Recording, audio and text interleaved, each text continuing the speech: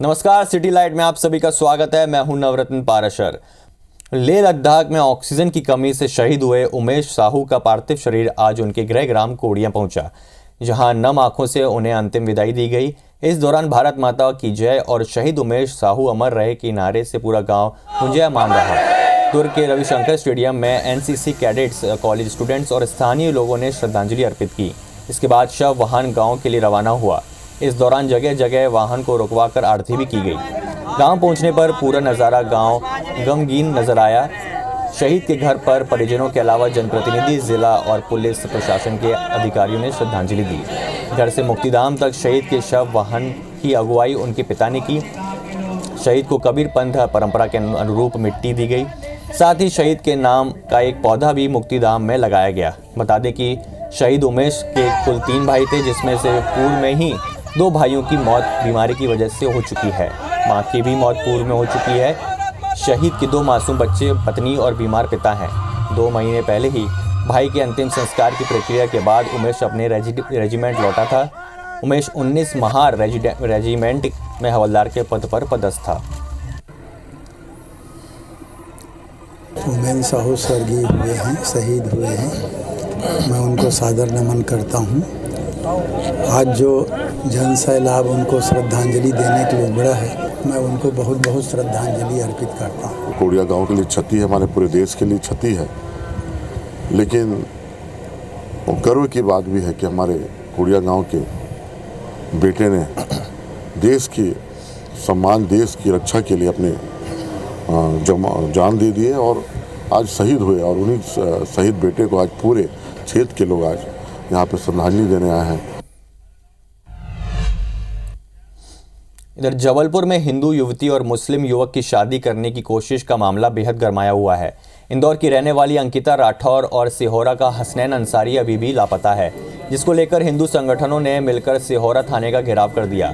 इस दौरान उनके साथ युवती के परिजन भी मौजूद रहे। हिंदूवादी संगठन ने पुलिस को ज्ञापन देते हुए मांग की है कि युवती की तलाश कर परिजनों से मिलवाया जाए। वहीं युवती की मां का कहना है कि 3 दिन से सिहोरा में है, लेकिन प्रशासन कोई मदद नहीं कर रहा है। बता दें कि जबलपुर कलेक्टर कार्यालय में सिहोरा के हसनैन अंसारी और इंदौर की अंकिता राठौर ने शादी के लिए आवेदन दिया है। आवेदन वायरल होने के बाद तमाम हिंदूवादी संगठनों के इस शादी का विरोध किया है। तो वहीं तेलंगाना के भाजपा विधायक टी राजा सिंह ने भी शादी को रोकने की अपील हिंदूवादी संगठनों से की थी। तेलंगाना विधायक टी राजा ने युवक युवती को पिटीशन लगाकर सुरक्षा देने पर भी सवाल उठाए हैं। साथ ही हिंदू लड़कों को भी आश्वस्त किया है कि अगर वो मुस्लिम लड़कियों से शादी करेंगे तो उन्हें भी सुरक्षा मिलेगी।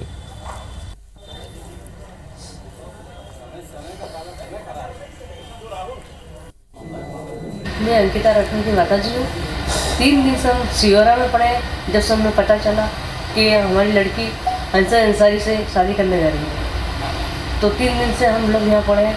हमें प्रशासन से कोई मदद नहीं मिल रही, किसी भी प्रकार की कोई मदद नहीं की जा रही है। जबलपुर के जितने भी मेरे हिंदूवादी संगठन है, यहाँ विवाह को आपको रोकना है, रजिस्टर मैरिज को आपको रोकना है। अगर अंकिता राठौर एक जिहादी के चंगुल में फंसेगी तो 10 जिहादियों को पैदा करेगी। अगर वो बच्चा पैदा करने की मशीन नहीं बनती है तो आपको पता है किसी फ्रिज में कटी हुई पाएगी। इस पर जब इनकी शिकायत प्राप्त हुई थी 3 दिन पहले, जब ये उपस्थित आए थे थाने में, तो पुलिस उसी समय से सक्रिय हो गई थी और इनके फैमिली मेम्बर से लगातार संपर्क करने का प्रयास कर रही थी, बातचीत कर रही थी। वर्तमान में लड़की कहाँ पर है इसकी जानकारी नहीं है। आज इस संबंध में इनके द्वारा एक एप्लीकेशन भी दिया गया है। इस पर से लड़के के परिजनों की तलाश की जा रही है, लड़के की भी तलाश की जा रही है और पुलिस पूरी मुस्तैदी के साथ लड़की को ढूंढने के लिए प्रतिबद्ध है। इधर छत्तीसगढ़ में साय सरकार को बने 1 साल भी नहीं बीता है, लेकिन वेतन और नौकरी की मांग को लेकर प्रदर्शन कर रहे युवा अब सीएम हाउस तक पहुंच गए हैं। सुप्रीम कोर्ट और हाई कोर्ट के फैसले के अनुरूप नौकरी देने की मांग करते हुए सैकड़ों डीएड अभ्यर्थियों ने सीएम हाउस गेट के सामने धरना प्रदर्शन किया। वो स्कूल शिक्षा सचिव से बात कर ठोस आश्वासन चाह रहे थे, लेकिन बातचीत करने के लिए डीपीआई के एडिशनल डायरेक्टर पहुंचे। डीएड अभ्यर्थियों ने उनसे बातचीत करने से इनकार कर दिया। इसके बाद पुलिस ने प्रदर्शनकारियों पर कार्रवाई शुरू कर दी। उन्हें जबरन बसों में भरकर वहां से बाहर भेज दिया। इस दौरान डीएड अभ्यर्थियों ने सरकार के खिलाफ जमकर भड़ास निकाली। छत्तीसगढ़ में 14 नवंबर से धान खरीदी शुरू होने वाली है। दूसरी तस्वीर दूसरी खबर से रिलेटेड है, लेकिन धान खरीदी केंद्रों में काम करने वाले कंप्यूटर ऑपरेटर 27% टीएडीए की मांग को लेकर प्रदर्शन कर रहे हैं और ये तय किया जाए कि वो किस विभाग में कर्मचारी हैं। पिछले 1 महीने से आंदोलन कर रहे थे, इन्हें भी टूटा धरना स्थल से हटाकर दूसरी जगह शिफ्ट किया गया तो ये विजय शर्मा के बंगले के सामने प्रदर्शन करने लग गए। आनंद फानन में पुलिस ने गाड़ियां बुलाकर वीआईपी इलाके को प्रदर्शनकारियों से खाली कराया।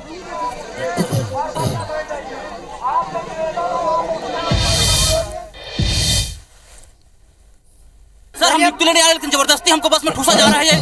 शासन प्रशासन की बहुत बड़ी लापरवाही है। हम बहुत दूर से आए हैं सर नियुक्ति लेने। सर, हम लोग नियुक्ति लेने आए, बहुत 1 साल से हम लोग भटक रहे हैं सर, और अभी तक हमारी मांगों को पूरा नहीं किया गया है सर। सुप्रीम कोर्ट और हाई कोर्ट का आदेश आ गए 2 बार भी सर। हम यहाँ धरना देने नहीं आए थे, हम यहाँ पर बस एक ज्ञापन देने आए थे मंत्री जी को। सर, हम लोग तूता में 20 दिन से बैठे थे, वहाँ से भी हम लोग को भगा दिया गया।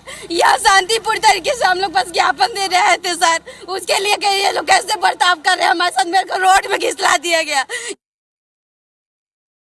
पिछले 35 दिनों से यहाँ धरना स्थल तूता में बैठे थे और वहाँ से मजबूरन आचार संहिता का बहाना लेके हम लोग को भगा दी, इसलिए हम लोग मजबूरी में यहाँ मुख्यमंत्री निवास का घेराव करने के लिए पहुँचे हैं।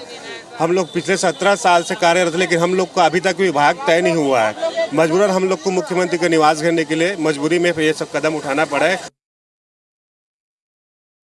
अपने जायज मांगों को लेकर के आज ये पहुंचे हैं, लेकिन आज इनका कोई सुनने वाला नहीं है। पुलिस का जो सूचना तंत्र है वो कहाँ गायब हो गया।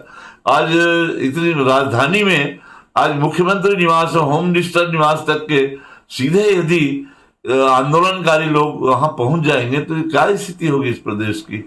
बहुत चिंताजनक स्थिति है। ये मामला हाई कोर्ट और सुप्रीम कोर्ट में चल रहा है। मुझे लगता है इस संबंध में सरकार जल्दी ही निर्णय लेकर इसका निराकरण करेगी। देखिए, लोकतंत्र है, लोकतंत्र में सबको अधिकार है अपनी बातों को रखने का, परंतु मर्यादा में रहकर अपनी बातें रखें। इधर दुर्ग जिले के नामी डॉक्टर एम के खंडूजा को करोड़ों रुपयों के हेराफेरी मामले में पुलिस ने गिरफ्तार कर कोर्ट में पेश किया, जहां कोर्ट ने उन्हें जेल भेज दिया है। इस दौरान डॉक्टर खंडूजा ने बीमारी का हवाला देते हुए रिहाई की गुहार लगाई है।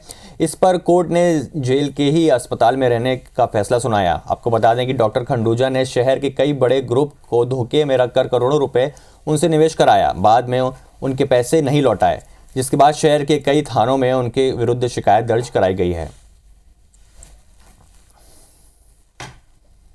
डॉक्टर खंडूजा, उनकी वाइफ, उनके बेटे और 2 अन्य लोगों के खिलाफ नामजद एफआईआर हुई थी।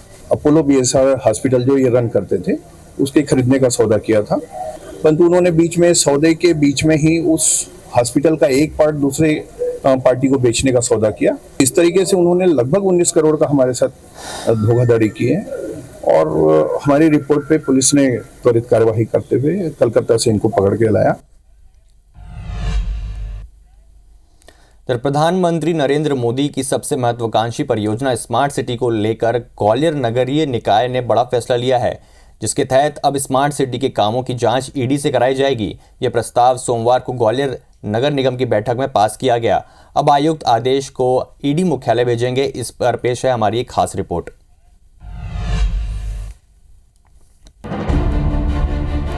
स्मार्ट सिटी के कामों को लेकर देश का पहला फैसला ग्वालियर नगर निगम ने लिया है। नगर निगम परिषद की बीती 4 बैठकों में लगातार स्मार्ट सिटी के कामों को लेकर सवाल खड़े हो रहे थे।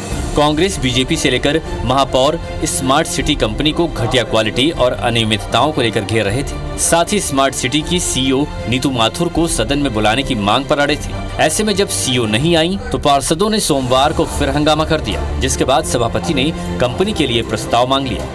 इन अधिकारियों ने अपनी मनमर्जी से और ठेकेदारों के साथ मिलकर के इतना भ्रष्टाचार किया है, तो इन सब चीज़ों को देखते हुए सारे सदन के साथियों ने ये निर्णय लिया और अध्यक्ष जी से मांग की कि मतलब है ना, इनकी जांच ईडी द्वारा करवाई जाए। 2700 रुपये बताई जा रही है। मार्केट की स्थिति इन चौकों की मात्र 200 रुपये का सामान है। मात्र 10 मिनट खराब हो जाएगी आप। और एक और समस्या, अगर ये खराब हो जाएगी तो जो ठेकेदार के आदमी वो नहीं लगाएंगे, इसको बदल के नहीं देंगे। बोले आप पे लाइट है तो आप बदल देंगे, वरना हम ये तैयार नहीं करा पाएंगे। ये स्थिति है लाइटों। पार्षदों, महापौर और नेता प्रतिपक्ष ने स्मार्ट सिटी के कामों की लिस्ट के साथ एक प्रस्ताव निगम सभापति मनोज तोमर को सौंपा है। अब आयुक्त आदेश को ईडी मुख्यालय भेजेंगे। वहीं निगम में जो लाइटें पार्षदों की मौलिक निधि से खरीदी गई हैं, उसकी जांच ईओडब्ल्यू से कराने के आदेश दिए गए हैं। दीपावली नज़दीक है, एलईडी जो लाइटों के 2-2 बार टेंडर हो गए हैं, शहर में उजिला दिखना चाहिए। इसी के साथ अन्य कार्य भी जो स्मार्ट सिटी के द्वारा किए गए हैं, उन कार्यों की भी क्वालिटी ठीक नहीं है। सर्वसम्मति से ईडी से जांच कराने का निर्णय सदन में लिया गया है। नगर निगम में विद्युत शाखा और स्मार्ट सिटी के समस्त कार्यों को ईडी से जांच कराने हेतु एक निर्णय लिया गया और दोनों पक्षों की सहमति से प्रस्ताव पारित किया गया है, सहमति से, और उसके पश्चात ही कोई आगे कार्रवाई की जा पाई। ग्वालियर में स्मार्ट सिटी में हुए कामों पर नजर डालें तो स्मार्ट सिटी योजना में ग्वालियर का चयन 2017 में किया गया। इसके लिए स्मार्ट सिटी कंपनी बनाई गई। इसके तहत प्रोजेक्ट तैयार करके केंद्र सरकार को भेजे गए। इसके लिए 1000 करोड़ की राशि दी गई। प्रोजेक्ट के तहत थीम रोड चौपाटी पर काम हुआ। हजरत मार्केट, महाराजवाड़ा इमारतों का जीर्णोद्धार हुआ। Multi level parking, town hall समेत कई काम हुए, लेकिन अधूरे 218 करोड़ के प्रोजेक्ट के काम अभी बीच में ही अटके हैं। बहरहाल स्मार्ट सिटी के कामों को लेकर नगर निगम के साथ सड़कों पर कांग्रेस भी है। अब ऐसे में देखना होगा कि जो प्रस्ताव ग्वालियर नगर निगम ने स्मार्ट सिटी के खिलाफ पास किया है, उसे ईडी के पास भेजा जा रहा है। उस पर प्रवर्तन निदेशालय क्या एक्शन लेता है। नासिर गौरी, IBC 24, ग्वालियर। इधर जबलपुर विकास प्राधिकरण की जमीन में भूमाफिया ने 2.5 करोड़ का फर्जीवाड़ा किया है।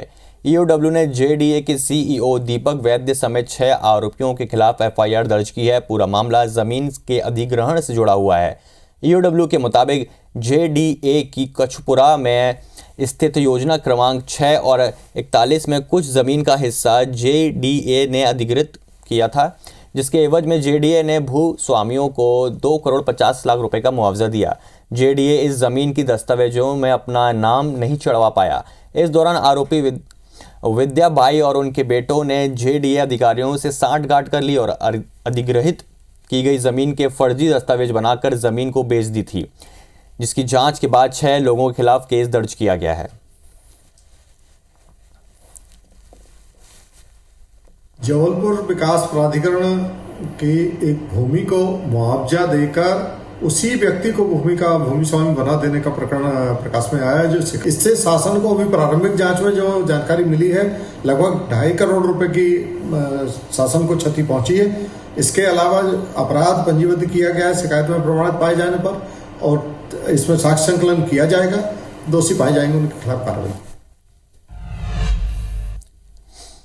इधर जबलपुर में स्कूल शिक्षा माफिया के खिलाफ जिला प्रशासन और पुलिस ने एक बार फिर बड़ी कार्रवाई की है। प्रशासन की जांच के बाद विजयनगर थाना पुलिस ने शहर के जाने माने निजी स्कूल के संचालक अखिलेश मेबन और मैनेजर अनुराग श्रीवास्तव को गिरफ्तार किया है। पुलिस और प्रशासन की जांच के मुताबिक इस स्कूल ने साल 2018 के बाद से अब तक पेरेंट्स से 25 करोड़ रुपयों की अवैध फीस वसूली की है। इसके अलावा स्कूल में फर्जी ISBN नंबर की किताबें लगाकर बुक पब्लिशर्स से करोड़ों की कमीशन खोरी भी की गई। स्कूल प्रबंधन ने फर्जी तरीकों का इस्तेमाल कर स्कूल की आय को कम से कम बताने का प्रयास भी किया, ताकि टैक्स ना चुकाना पड़े और फीस भी लगातार बढ़ाई जा सके।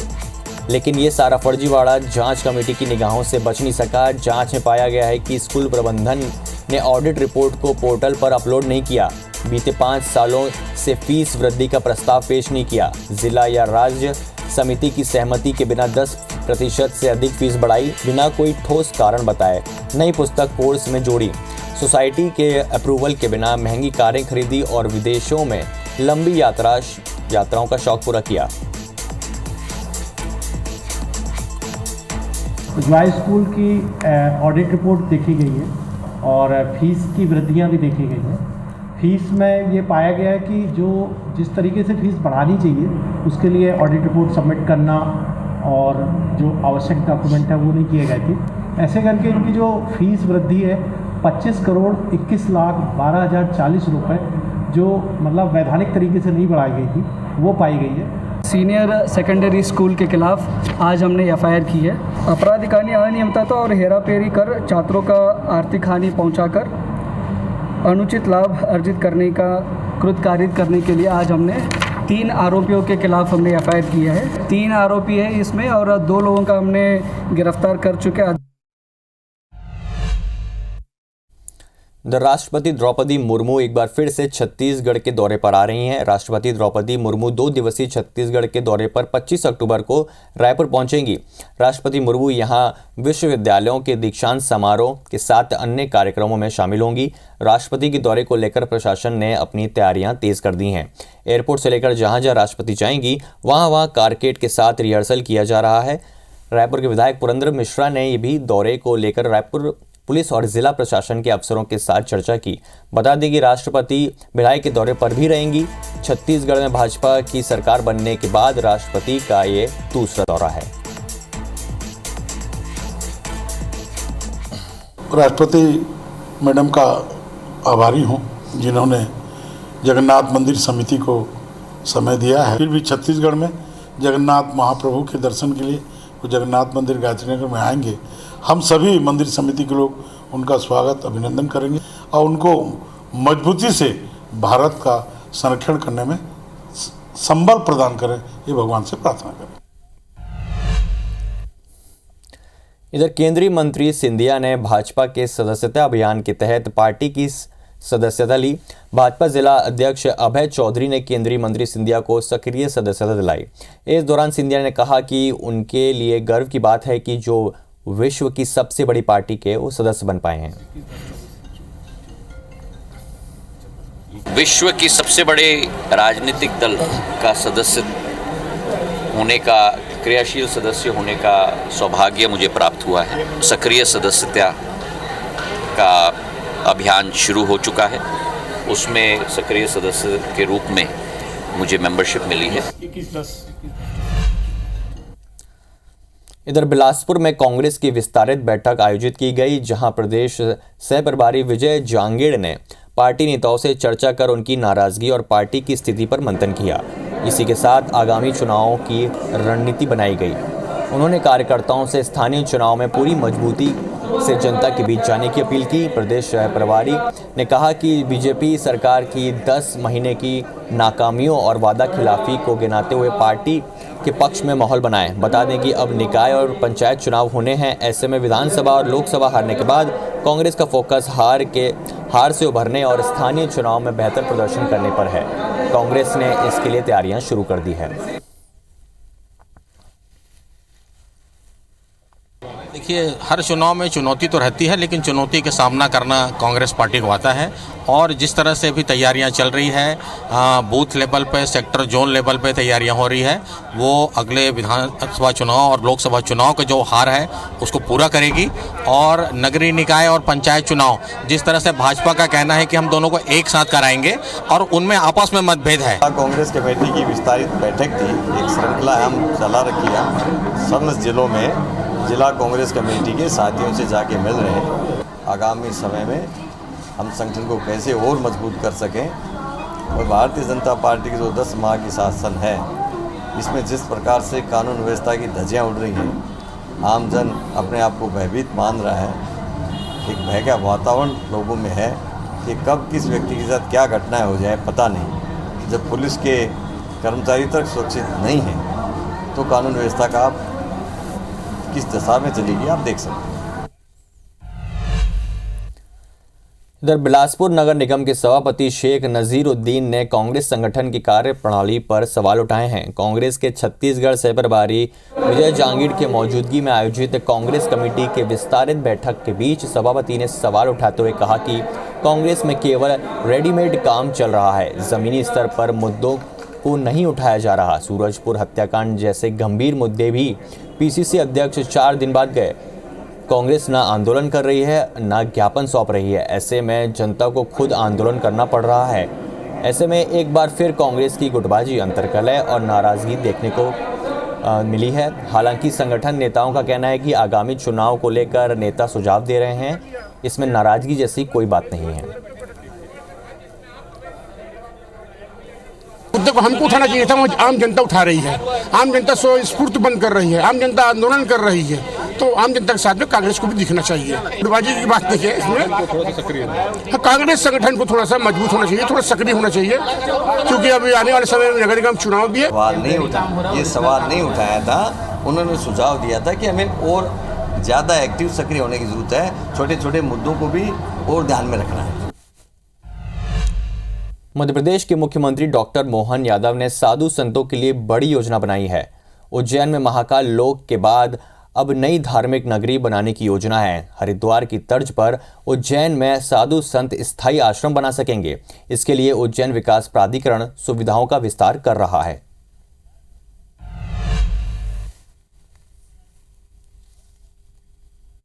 यशस्वी प्रधानमंत्री के महाकाल के महालोक 2 के लोकार्पण के बाद जिस प्रकार से हमारे श्रद्धालुओं का आवागमन बढ़ा है, खास करके धार्मिक श्रद्धालुओं का एक नया लोक बना है और लगभग 5 करोड़ से ज्यादा धार्मिक यात्री हमारे उज्जैन आ रहे हैं। उज्जैन के सभी देवस्थानों के दर्शन के अलावा उज्जैन में बहुत सारी घटनाओं से, बहुत सारे कारण से लोग अपने आप को पूरे देश के और दुनिया के लोगों का आवागमन का फ्लो बढ़ा है। ऐसे में साधु संत भी बड़ी संख्या में अपना आश्रम बनाकर उज्जैन में रहते ही हैं, लेकिन अब उनके लिए भी आने वाले समय में हरिद्वार की तर्ज पर उज्जैन में एक पूरा धार्मिक पर्यटन को बढ़ावा देते देते साधु संतों के भी स्थायी आश्रम को उज्जैन में जगह दिलाने का, उनका अपना सभी प्रकार के साधु संतों के साथ उज्जैन की भी गरिमा गौरव बढ़े, इस दिशा में सरकार ने काम प्रारंभ किया है।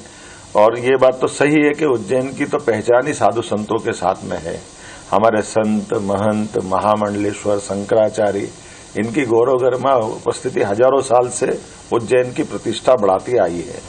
ऐसे में स्वाभाविक रूप से हम सबका फर्ज बनता है, विकास के मामले में हमारी सरकार उज्जैन में साधु संतों के लिए परमानेंट एक तरह से धार्मिक नगरी का कुछ हिस्सा उनके लिए भी पूरा बनाया जाए। इसीलिए उज्जैन विकास प्राधिकरण के माध्यम से मध्य प्रदेश सरकार ने एक बड़ी योजना उज्जैन के लिए बनाई है, जिसके कारण से उज्जैन में हमारे 13 ही अखाड़ों के सभी महामंडलेश्वर, संत, महंत, अखाड़ा के प्रतिनिधि अगर भूमि चाहेंगे तो हम पर्याप्त भूमि उज्जैन में उपलब्ध कराएंगे और वो अपना आश्रम स्वयं बनाए। इसके लिए हम उस आवश्यक रूप से मूल इंफ्रास्ट्रक्चर पे काम कर रहे हैं, जैसे सड़क, पुल, नाली, बिजली और आवागमन के सभी मार्ग उज्जैन से जाने आने वाले 4 लेन, आवश्यकता पड़ने तो 6 लेन और इस प्रकार की सुविधा जुटा रहा है, जिसके कारण से धार्मिक पर्यटन के लिए उनके साथ में आने वाले भक्तों को भी कोई कष्ट नहीं हो। और योजना भी इतनी अच्छी प्रकार से बनाई गई है कि 1 हेक्टेयर की भूमि में केवल 25% स्थायी निर्माण वो कर सकेंगे, बाकी हमारा 1/3 हिस्सा खाली रहेगा, जिसमें वो पार्किंग वगैरह की व्यवस्था पर्याप्त रूप से की जा सके। हम उम्मीद कर रहे हैं कि जैसा हरिद्वार में जब कुंभ मेला का आयोजन होता है तो वहां अधिकांश साधु संत महामंडलेश्वर अपने अपने आश्रमों से उस पूरे कुंभ में अपनी उपस्थिति दर्ज कराते हैं या सभी गतिविधियों को संचालित करते हैं। आज हमारे यहाँ 2028 में सिंहस्थ होने वाला है, तो स्वाभाविक रूप से हमने अपने बाकी निर्माण कार्य चालू किए हैं, लेकिन हम भूमि उपलब्ध करा करके स्थायी निर्माण की परमिशन जिला प्रशासन के माध्यम से इसी योजना से चालू करा रहे हैं, ताकि साधु संत भी अपने आश्रमों का विस्तार कर सके, विकास कर सके, स्थायी रूप से वो उज्जैन में भी अपने आश्रमों की एक तरह से जगह नियत करते हुए अपना गतिविधि प्रारंभ करें।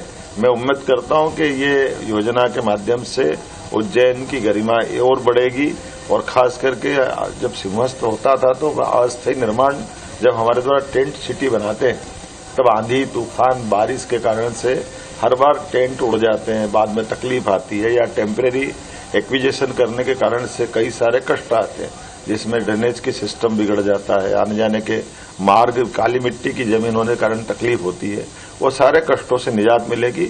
अभी पक्के रोड बना करके ये पूरा एक तरह से नया नगर बनाने का एक हमने योजना बनाई है। मेरी अपनी ओर से इस अवसर पर आप सबके माध्यम से संदेश भी देना चाहूंगा कि पहले हमारे साधु संत महामंडलेश्वर सभी अखाड़े के लोग जो अपना कैंप लगाते हैं उनके लिए भी व्यवस्था रहेगी और वो केवल सिंहस्थ नहीं पूरे साल इस प्रकार की गतिविधि संचालित करे। हर साल वो अपनी इन व्यवस्थाओं का हिस्सा बनाए। श्रीमद् भागवत का पारायण 7 दिन तक करने की परंपरा सी बनी है और कई सारे लोग अपने अपने आश्रम में, आज भी स्थिति है कि उज्जैन में 4 से 5 लाख लोग प्रतिदिन उज्जैन में रहते हैं। ऐसे में उनके सारे प्रबंधन करने की जवाबदारी हमारी है। इसी के साथ साथ हमने एक और इसमें योजना बनाई है, साधु संतों के अतिरिक्त सभी सामाजिक संस्था, सभी प्रकार के इन तरह की गतिविधियों को संचालित करने वाले सनातन धर्मियों के लिए भी पर्याप्त रूप से भूखंड हम रखने वाले हैं, ताकि यहाँ धर्मशालाएं, अन्न क्षेत्र या अपनी इस प्रकार की गतिविधि जो हमारे इस सनातन धर्मी व्यवस्थाओं में आवश्यक होती है, उनके लिए धर्मशाला वगैरह बनाने के लिए स्कूल, कॉलेज, हॉस्पिटल या जन सेवा के वृद्धाश्रम या जो इस प्रकार के काम करना चाहे, जो जनहितैषी काम है, समाज हितैषी काम है, इन सबके लिए भी पर्याप्त भूमि का प्रबंधन हमने किया है। हमने इसमें कल्पना की है कि इस पूरे क्षेत्र में किसी भी हालत में निजी या कमर्शियल गतिविधि को हम नहीं करने देंगे। इसका हमने प्रतिबंध रखने के भी प्रावधान किए हैं। लेकिन ये धार्मिक गतिविधियों को बढ़ावा देने की दिशा में मध्य प्रदेश सरकार बड़ा कदम उठा रही है। मेरी अपनी ओर से इस योजना की आप सबको बधाई। इसी के साथ सिटी लाइट में आज के लिए इतना ही। बने रहिए IBC 24 के साथ। धन्यवाद।